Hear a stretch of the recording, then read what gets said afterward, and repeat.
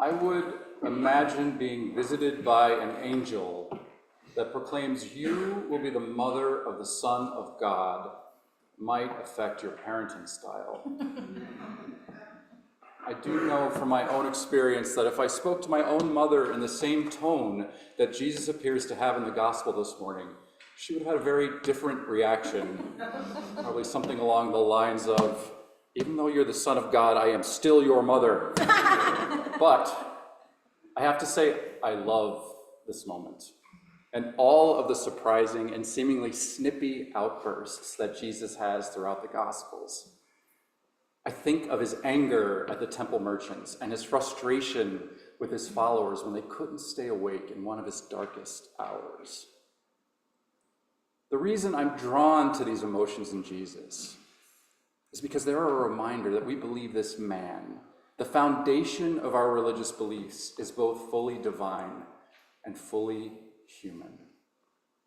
We profess this every week in the Nicene Creed, though without sin, fully human in all of the range of emotions that we deal with on a daily basis.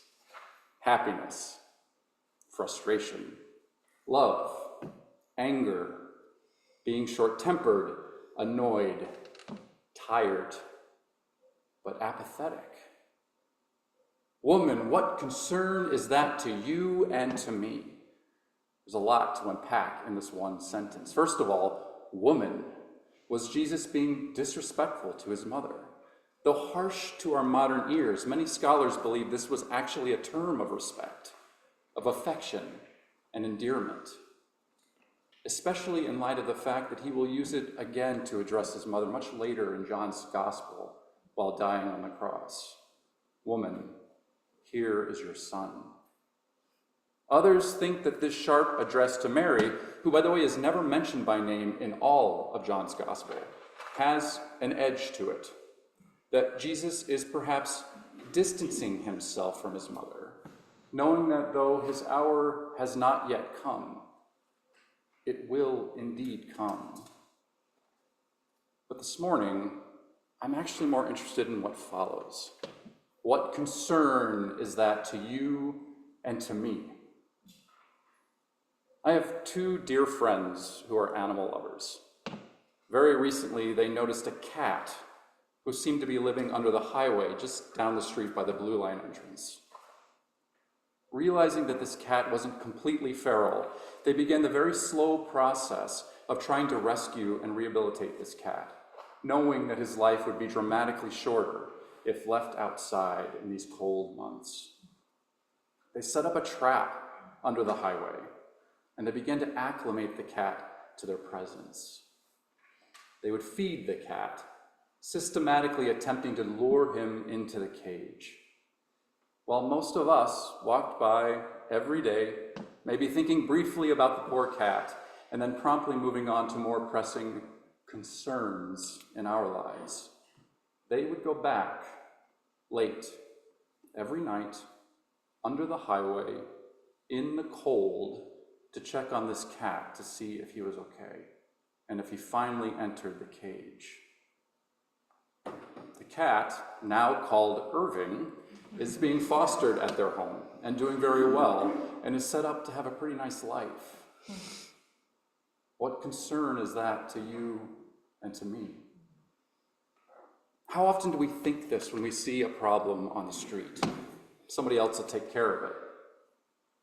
The next time you're in Logan Square, look up at the street sign near Wrightwood and Spalding, and you will see the Honorary Michael H. Bankston III Avenue. Michael, a young man of 25, was shot and killed while attempting to help a young woman, a stranger, whose boyfriend was becoming physical with her during an argument.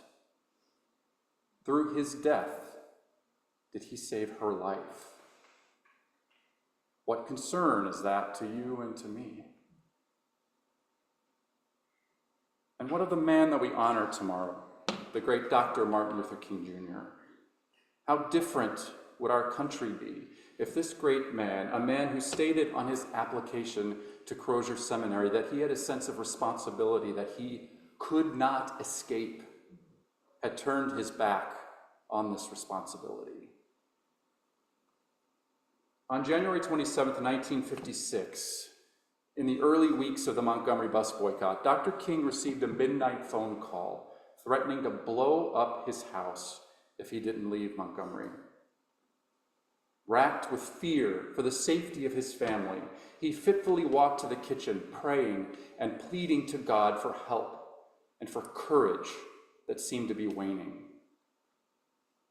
He tells of hearing a voice in this darkest of moments, in this darkest of nights, that said, Martin Luther, stand up for righteousness, stand up for justice, stand up for truth, and lo, I will be with you even to the end of the world.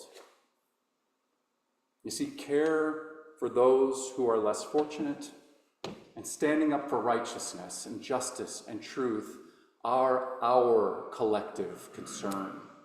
It is part of the deal that we make with God, with ourselves, and with each other when we become followers of Christ. It's part of our baptismal covenant that Megan so powerfully preached about last weekend. May you have the wisdom and courage to recognize that which is of concern in your life and the lives of others.